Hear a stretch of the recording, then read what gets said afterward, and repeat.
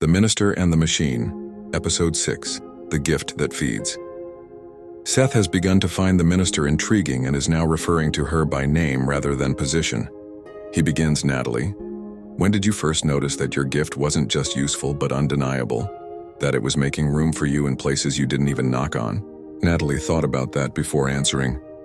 I guess I began to recognize it when the invitations started coming.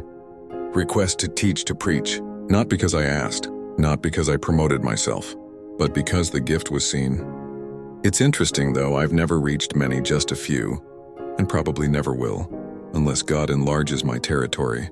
But right now I am where I'm supposed to be, doing what I'm supposed to do, until another door opens. Seth revved up that line, doing what I'm supposed to do until another door opens.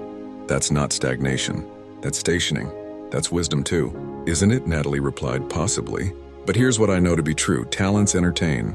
Gifts feed, talents draw applause. Gifts draw souls. I'm called to feed, not to entertain. Intrigued, Seth interjected.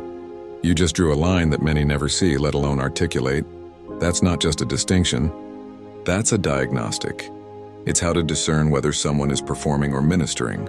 You're not waiting for fame, you're waiting for fruit, and you're already bearing it.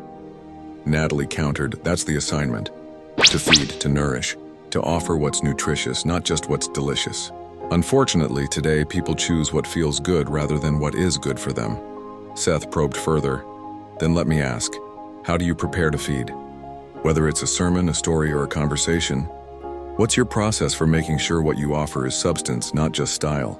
She smiled. I listen, not just to the people, but to the spirit. I ask them, what do they need? Not what will move them. I don't prepare to impress, just to impact. Sometimes that means encouragement. Sometimes that means correction. Sometimes that means tears. But it always means obedience. Seth calculated, so you're not just feeding. You're training others to feed. You're equipping others to recognize the difference between spiritual nourishment and emotional hype. Natalie, that's legacy work. And I'm learning that gifts don't just make room. They make disciples. Natalie was quiet, reflecting on the word legacy. It drew into her spirit and connected with her prayers to leave an inheritance. She'd always thought of an inheritance as monetary when she should see it as valuables. And Seth spoke of the legacy in the work. And she understood that legacies are priceless. He's teaching too.